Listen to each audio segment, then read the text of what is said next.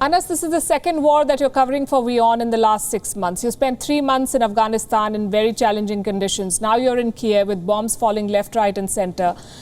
When you hear reports of this, what goes through your mind? I know that for a journalist, the hunger for the story, for the best shot, for the most precise input is very, very important. But at the end of the day, every day you step out of your hotel, it's a matter of life and death. If I just show you through, sorry, I'll answer your question. If I just show you through, those are sky trails of a rocket that has just been shot. I'm not sure if you can see that. Those are sky trails of a rocket that has just been shot. While you were asking this question, those are sky trails of the rocket that has just been shot. So to answer your question, you have to be safe. Yes. That is a priority, but you have to tell the story as well. Of course, there are challenges that are involved, and the bigger challenge is that you have a responsibility to deliver the truth, to be the voice of the unheard for a larger audience, for a bigger audience, because that is what our job is. I mean, you've rightly summed it up. There is that scare as well, that what happens, that I am the next casualty.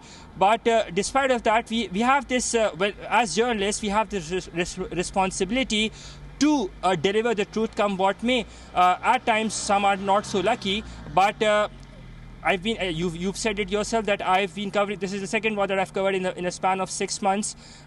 This inherent fear remains. When I was leaving from my house, getting on that flight, getting here, this inherent fear remains. That what if I'm not back? But then you are contented and satisfied that at least I was doing something for the greater good. I was trying to be the voice of those who are unheard, and trying to show the world what the reality is on ground. And I think that, to me, as a human being, that's what matters the most.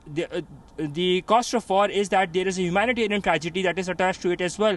Except for the emotional tragedy that is there, the humanitarian tragedy is there. Be that be in Afghanistan, be that be in Ukraine. We've seen hundreds and hundreds of families being relocated. If I just talk to you about Ukraine, in the past 19 days, 2.7 million people have been relocated. I crossed over from Poland into Ukraine. I was at the Medica border. I saw families literally lying out in the open, and they were being taken care of by the army of volunteers. Had it not been for them, then they would have been forced to spend their nights out in the open. Then when I came to Ukraine, I went to Lviv. I saw a similar site in Lviv as well. That's in the western part. And here at Kyiv, about 3 days back, we were reporting from there.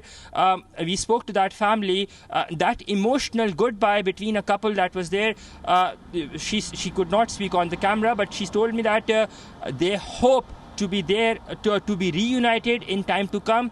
But she still knows, she believes that this just might be the last hug. So that, as a human being, that does get to you, because that is what the emotional cost of war is, that you don't really know that the loved one that you are seeing, it might just be the last time. And as I said, you have a responsibility towards delivering the truth, and that is what we're here for.